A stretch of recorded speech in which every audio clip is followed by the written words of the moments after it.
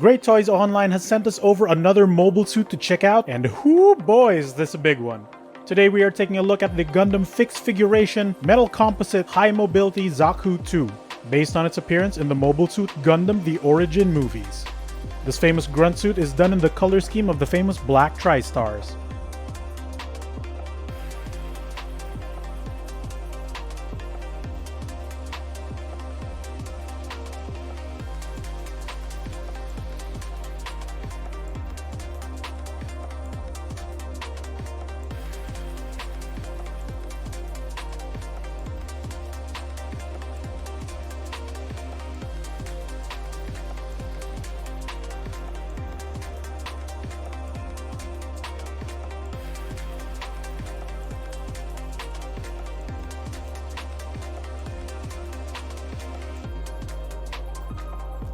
A glorious mixture of different shades of purples and gray are immaculately applied on this figure.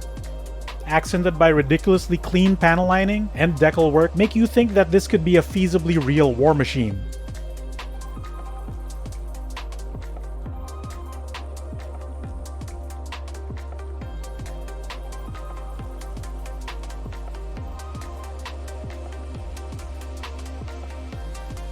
Alright, we got ourselves a big one here. We got the Zaku 2 Black Tri-Star colors, metal composite, fixed figuration. It's a mouthful.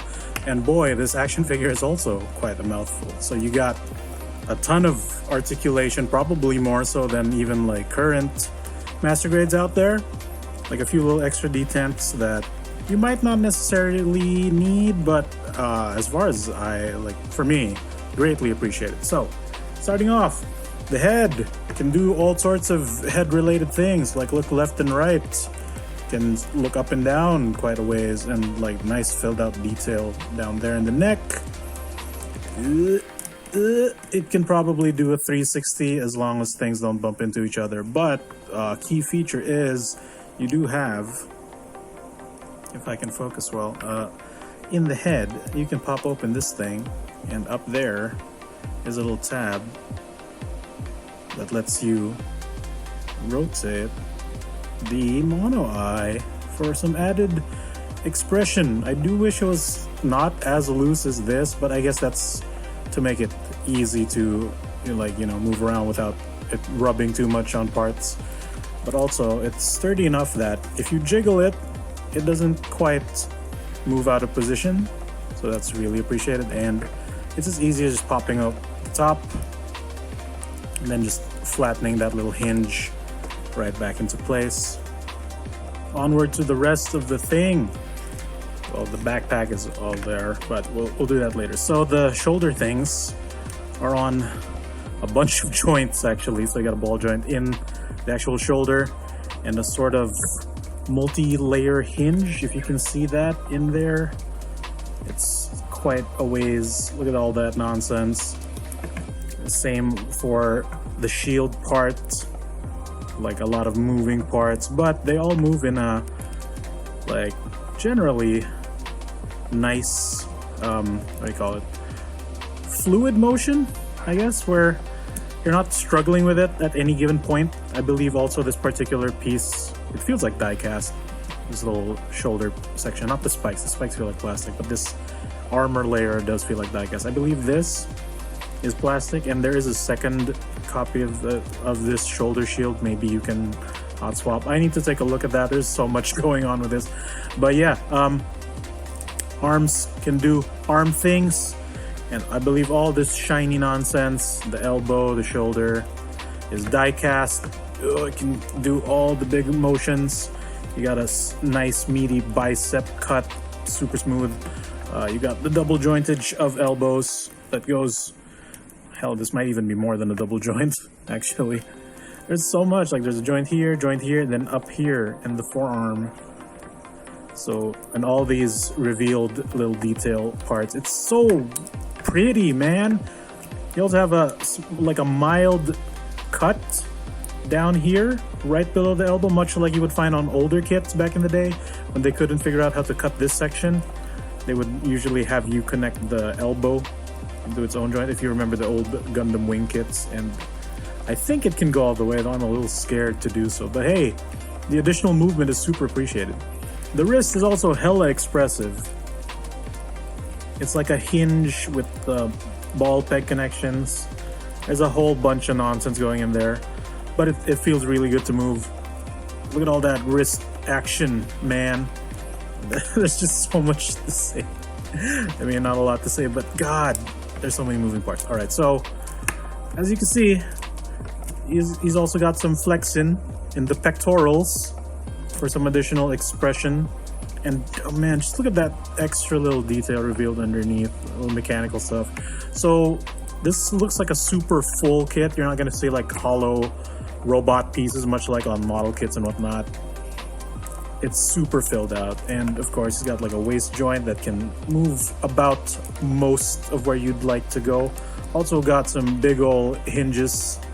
Look at how deep that crunch can go, despite the size of his like waist and torso. Usually this is just a big block, especially on older kits, but in this action figure there's so much going on. He can move in most directions. He could probably move some more, but I'm a little scared to you know, mess around with it too much. You also have some form of soft goods in a sense, like the hosing is not completely attached. Like, there you go. It's partial, like the paint color matches so well. Like, you wouldn't think it was like soft goods at the start until you actually start, you know, twisting it around, and that makes it so that it doesn't get in the way as well as you're twisting and turning. You can see that the waist armor is also kind of going places. It can move any which way. Like, I love the little reinforced frame underneath. You also have so much movement, ball joints up the wazoo. God, look at that stomach piece moving around to get out of the way, so extra detail. Look at that. It's not hollow pieces at all, and little mechanical reinforcement nonsense. I guess the backpack has some moving parts. You got like movable flaps, movable thrusters, all chromed out. It's amazing, it's gorgeous. Otherwise, it's just a hunk of plastic, you know? It serves its purpose. And as far as diecast go, you can feel it in these thighs. Big old metal hips. You can try to show it off. You can see there the shiny bits. Super heavy, but doesn't hinder movement at all. It can go quite a ways, and also it has like a hinge, so you can do like extra swinging down motions. You see that? See that? Oh, look at how far this thing can kick. Look at that. Look at that. Amazing mobility right there. Not the furthest I've ever seen, but then again, you won't need all that motion. It's giving you already so much for, you know, proper posing. These armor bits are plastic, but I feel like everything inside is all die cast. It's so chunky. It adds an amazing weight and balance to the entire thing. And onto the knees, I guess, like, these are some kind of soft pieces. It's not like, you know, squishy plastic, but it is malleable enough to move along with everything. And speaking of movement, look at that. You bend, see look at that master grade level of engineering. Sadly, it doesn't go as far as you'd want, just because things are kind of bumping into each other. But like, look at a clean 90 degrees with like some moving parts in it, and even that little back piece. You see how that raises just a bit? Ooh, incredible! Ugh, so good, so good. And again, movable thrusters down here on the feetsies. You got some flaps for space mobility. You got some hoses. These ones are a bit more solid. But yeah, you can see the die cast on the knees themselves. Look at all that like moving detail. Oh, it's just so incredible. Like, I didn't think action figures could get this good. Like, all of these moving parts and details, and this thing is still playable as hell. And last but not least is probably the feet. Honestly, I can't tell like which part is diecast, because the flat finish is so clean as well. With of course all the little warning labels. But yeah, the feet, you can see that the ankle piece is shiny, so that's diecast, like a almost complete, like maybe not 100% complete, but a majority of the inner frame is weighted diecast metal. That's where the metal composite part comes in, I guess. So yeah, big, deep, super deep for a Zaku to ankle pivot. Like, look at that. Can achieve a wide stance. Like it bends deeper than he can even, you know, reach with the legs spread before he starts fighting it. But he totally can. This thing moves. This front panel moves to get in the way. Like, Zaku feats are weird, especially if you built like the old HGUC high grade. I don't think there's a toe. What? Never mind. There's a toe. There's a little bit of toe, but this front top section of the foot doesn't move, so it can't. But there is a little space for it to flex just a smidge. There is kind of a hinge in there. Maybe I just haven't broken it in, but it looks like these separated sections can move to a certain degree. You probably won't need it, but it's nice to know it's there just in case. So yeah, articulation wise, this thing is a monster. Like, it's not like a goon unit. It's the black TriStar, so they're a little more elite and special. But man, this thing looks like a hero. Look at how handsome this thing can pose. Look at that. This is superhero man. Yoru. This thing is absolutely amazing. Super value for your money if you can get this. There's just so much posability, and it's so handsome no matter what you do. Look at that. No effort at all. And it looks natural. Incredible work. A solid piece. Incredible articulation. Super playable. And that's not even showing off the accessories. Alright, that's an additional thing that I forgot to show off. There's an extra feature with the ankles where you can extend them by pulling them down. Like, I'm sure you can hear that. There's a little click. Just for some extra ankle movement. So that's incredible. So if you want to get the even deeper ankles, you can pull them about both. Get big old wide stance on the boy. Did I mention that this figure also has an accessible cockpit?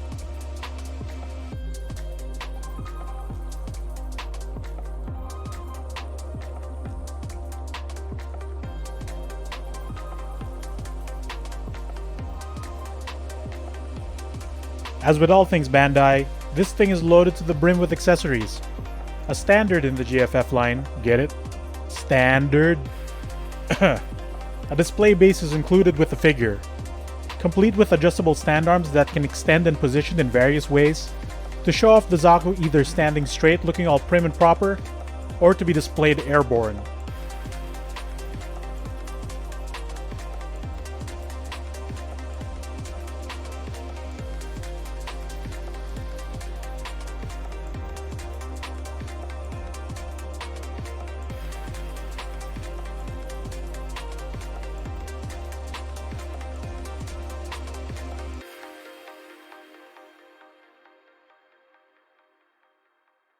Additional peg slots can be revealed across the base by popping off the covers from the bottom, allowing for additional support arms for posing with larger accessories or included effects.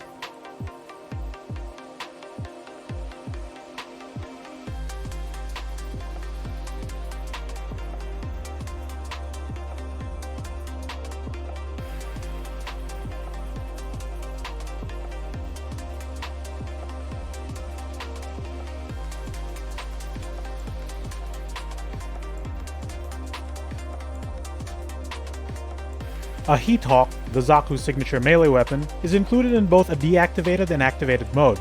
They can be stored on either side of the hips or on the back skirt using an additional clip that simply pegs on the suit.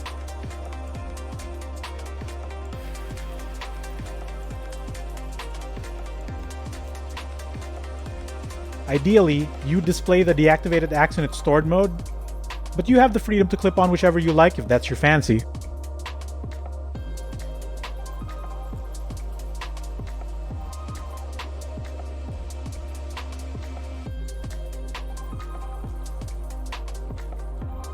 What's a Zaku without its distinct machine gun? Complete with a moving scope and foregrip, the machine gun also comes with detachable ammo magazines, and even a scope lens cap that can be opened.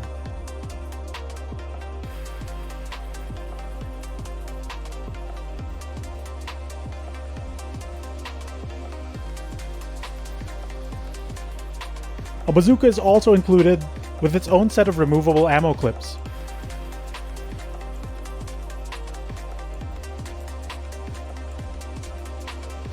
A movable foregrip handle, and a movable scope that also has the same fancy lens cap treatment. I've said movable way too much.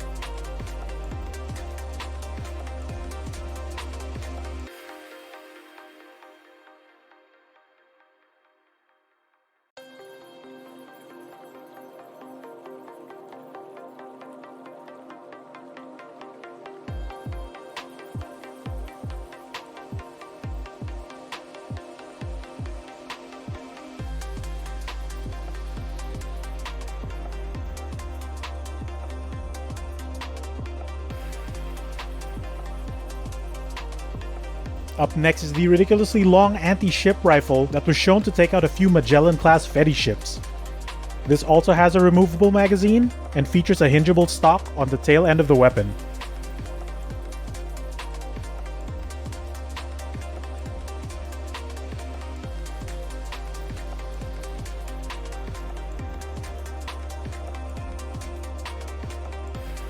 Not just ridiculously long, but also ridiculously large. The figure comes with a giant heat hawk. This super robot looking piece of weaponry comes with extra shafts to extend the handle when in use.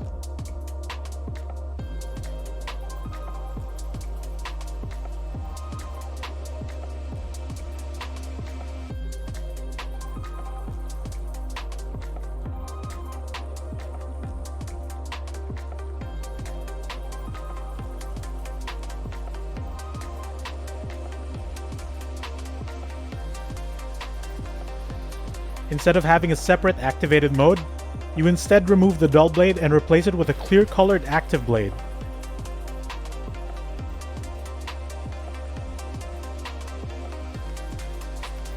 The giant heat hawk makes for an incredible display.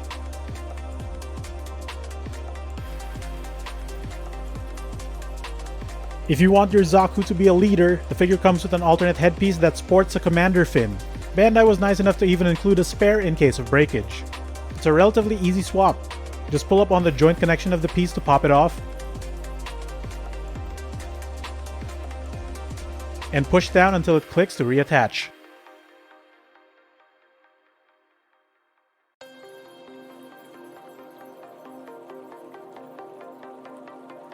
Intended to have multiple display options with 3 alternate forms, this Zaku figure features a ton of hardpoints and a few swappable parts.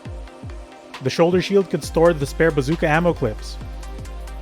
The spiked shoulder pad can also be removed for another shoulder shield with the exact same hardpoints for storing even more ammo clips.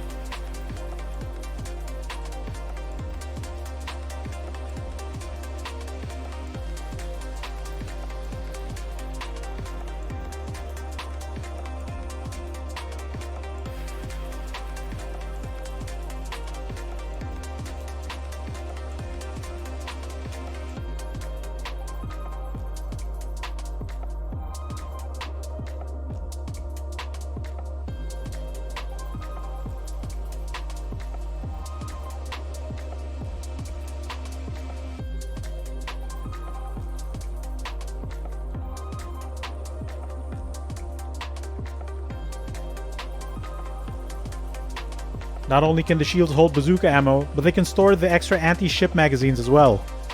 Equipped with what I'd say is a pretty complete accessory set and then some.